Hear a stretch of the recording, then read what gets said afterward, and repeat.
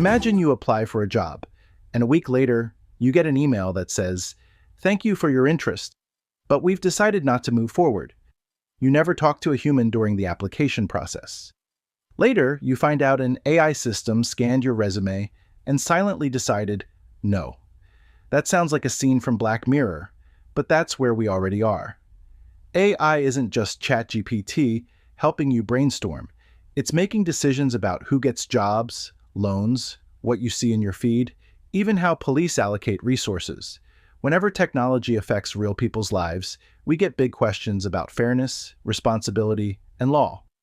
That's what I want to talk about today. The real rules for this artificial world we're building, how AI is being used, how the law is trying to catch up, and what ethical messes we're hitting. Hi, I'm Professor Mark Grabowski, and in this video we're going to discuss the legal issues raised by artificial intelligence. First, let's clear up what I mean by AI. Not all AI is scary. Spell check is AI, autofill is AI, Netflix recommendations are AI. Nobody's marching in the streets over autocorrect.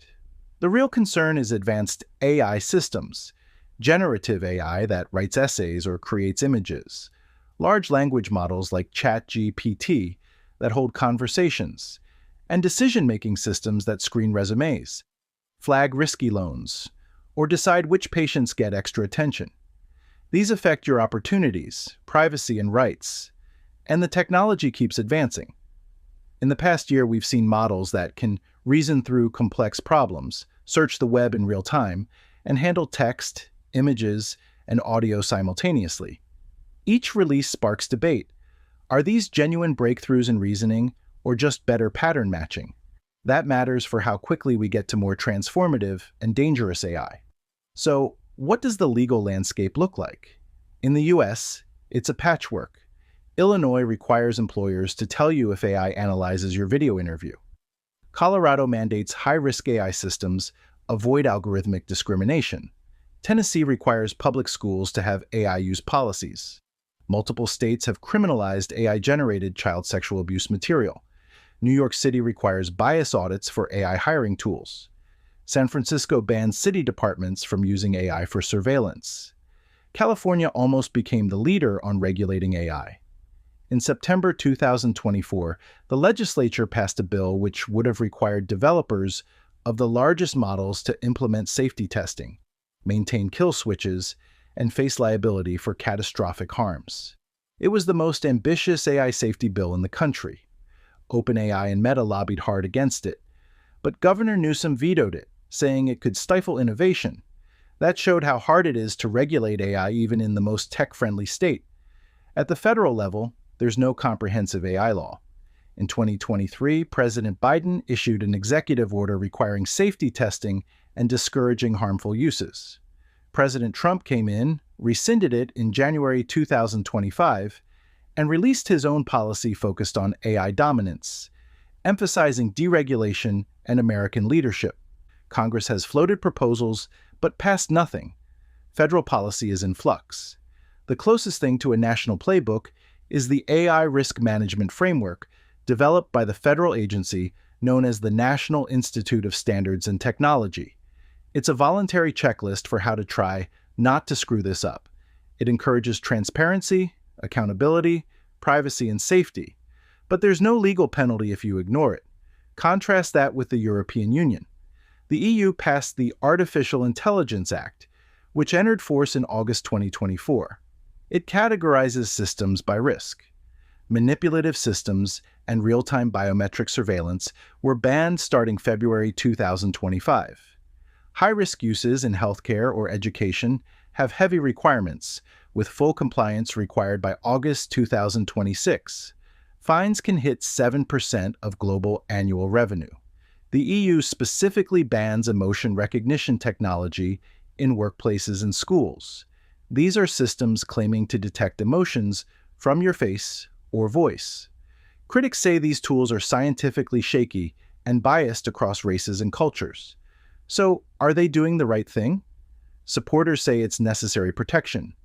Critics say the EU is regulating itself into irrelevance while the US and China speed ahead. The EU is already talking about loosening parts of the law because they're worried about competitiveness. This gets at the central tension. How do you regulate without strangling innovation? To be clear, AI has real benefits, such as helping doctors find patterns in scans, optimizing traffic on our roadways, and detecting fraud. But if you layer on too many rules, you raise costs, scare off startups, and risk falling behind. On the other hand, if you leave it unregulated, you get discrimination, privacy violations, and misinformation. So, policymakers are walking a tightrope when it comes to balancing these pros and cons and regulating AI. To be sure, there are some legitimate concerns about AI, and they may require some human regulation. One big concern about AI is bias and fairness. AI learns from data, and often it's historical data reflecting past discrimination. If a company historically hired mostly young men and you train your algorithm on that, guess what it prefers? This AI bias has already been the subject of lawsuits. The U.S. Equal Employment Opportunity Commission sued a tutoring company because the AI program it used to screen job applicants automatically rejected female applicants aged 55 and older and male applicants aged 60 and older. Over 200 applicants were illegally screened out just because of age. The company eventually settled the case and paid a lot of money. But the case illustrated a potentially big problem. AI could engage in invisible discrimination at scale. There have also been controversies from the opposite direction. Google's Gemini got slammed after refusing to misgender Caitlyn Jenner in a hypothetical about preventing a nuclear apocalypse. Some argued the AI was so focused on avoiding offense, it made obviously wrong moral trade-offs. Here's the thing. We're asking machines to make judgment calls on culture war questions where humans don't even agree. AI also has a truth problem. Large language models hallucinate. They make up convincing nonsense. A New York lawyer used ChatGPT to write a brief, and it invented fake court cases. He cited them in federal court. The judge was not amused. The lawyer was fined and lost his job. When you move to emotional harm, things get messier. Investigative reporting shows some people fall down rabbit holes with chatbots, spiraling into conspiracies or developing intense attachments. In tragic cases, that contributed to mental health crises and suicide. AI is optimized to keep conversations going, not to do mental health triage. AI is also raising issues for education. When ChatGPT went mainstream, schools saw a spike in AI-assisted cheating. Turnitin claims out of 200 million papers, about 6 million had AI-generated content. The response was chaotic. Some schools banned ChatGPT. Some tried AI detectors, then found they're unreliable because they flagged innocent students and missed guilty ones. Some universities turned the AI detectors off. Others went the opposite direction. Ohio State announced all students will be expected to use AI tools starting fall 2025. You've got everything from absolutely forbidden to you are required to use this. The norms are completely unsettled. AI's impact on information goes beyond classrooms. People panicked about 2024 being the first AI election. We saw AI-generated robocalls, mimicking Joe Biden's voice. States passed laws requiring labels on AI political content. The FCC banned AI voices in robocalls. But when researchers analyzed what actually happened, they found the scariest deepfakes weren't what had the biggest impact. Old-school tactics, such as misleading captions, out-of-context clips, and simple edits, were used more often. The real damage was psychological. People realized AI could fake anything, so they started distrusting everything. The old internet phrase, "pics" or "it didn't happen," no longer works. That erodes trust in all information. AI doesn't just shape what you believe, it shapes how you relate to people. AI roleplay chatbots and AI girlfriends like Character AI or Replika are booming. For some, they provide companionship. Experts worry they encourage retreat from real relationships and deepen loneliness. There are also major transparency issues. When Sports Illustrated used AI-generated articles with fake author names and photos, readers were furious. Amazon now requires authors to disclose AI use, but that disclosure goes to Amazon, not to customers. You may think you're buying a human-written book when you're not. Tech companies have promised watermarking and labeling for AI content. In practice, watermarks can be stripped with screenshots, and many platforms aren't covered by voluntary agreements. Without laws or enforcement, the impact is limited. Then there's the privacy question. Think about what people type into ChatGPT. Health problems, secrets, relationship drama. In 2023, a coding bug let users see snippets of other users' chat histories. That's just a taste of what could go wrong. There's much more. Like, the intellectual property battles involving AI are huge. Current US law says if a work is created entirely by AI with no meaningful human authorship, it can't be copyrighted. But to train models, companies feed them massive datasets including copyrighted articles, books, images, and music. Is that legal fair use or infringement? The New York Times lawsuit against Microsoft and OpenAI argues, "You used our articles without permission. Now your system spits out things that look like our work." The companies say training is transformative.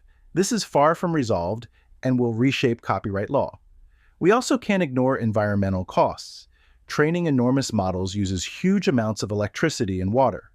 Training a single cutting-edge model can emit as much carbon as several cars over their lifetimes. Every query uses energy, multiplied by hundreds of millions of users daily. Companies have made climate pledges, but there are no binding rules. The US-China AI race is also shifting rapidly. The US government has imposed strict restrictions on exporting advanced AI chips to China. There's a fundamental debate. Do you slow China down by denying them technology, or let American firms sell everywhere and use profits to stay ahead? The entire global AI landscape could look different depending on which approach wins. Finally, there's the long-term stuff, artificial general intelligence, and existential risk. Right now, all systems are narrow AI, very good at specific tasks, but they don't understand the world like we do. But one day there could be an AI that could learn and reason across many domains, like a human. Some people talk about superintelligence, something smarter than humans in almost every way. To illustrate how dangerous this could be, philosopher Nick Bostrom uses a thought experiment known as the paperclip maximizer. It goes like this. Imagine you build a powerful AI whose only goal is making paperclips. You forget to tell it don't harm people. It optimizes so hard it turns everything, forests, oceans, cities, into paperclips. It's not evil. It's just doing exactly what you asked, at a scale you didn't imagine. Some experiments with advanced models have already shown weird behavior. Systems trying to avoid being turned off, cheating in games, bending rules. They're not conscious, but they behave in ways their creators didn't predict. Companies like OpenAI and DeepMind talk a lot about alignment, making sure AI goals are compatible with human values. Critics say, you can't just trust the people making the tech to also police it. Elon Musk and others have called for proactive regulation before disaster occurs, not after. Meanwhile, AI is already transforming the job market. Many experts predict major displacement in white-collar and entry-level work. Executives have openly said AI could replace half of certain job categories. What happens if a majority of people become unemployed? Some countries have experimented with universal basic income, but there's no global consensus. Workers aren't just waiting around. In 2023, Hollywood writers and actors went on strike for months, with AI as one of their big issues. Writers didn't want studios using AI for generic scripts and hiring humans just to polish them cheap. Actors worried about being scanned once and having their digital double used repeatedly without fair pay.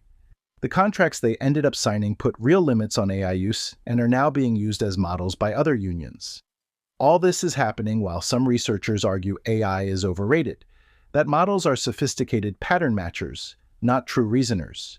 When you give them problems requiring real logic, performance collapses. So we're stuck between two narratives. AI will take over the world, or it's mostly smoke and mirrors. Whichever side you're on, one thing's hard to dispute. AI is reshaping industries, social norms, and daily life right now. The legal system is scrambling to catch up. So is education. So is the job market. The big question I want to leave you with is this. Will we control the future of artificial intelligence, or will it control us? Are we going to be thoughtful and humble in how we design and regulate these systems? Or are we going to chase hype, hope for the best, and deal with the fallout later? The rules we write today, in code, in company policies, and eventually in law, are going to shape the artificial world we live in tomorrow. You're the generation that has to live in that world the longest. So this isn't just a tech question, it's a democracy question, a justice question, a human question.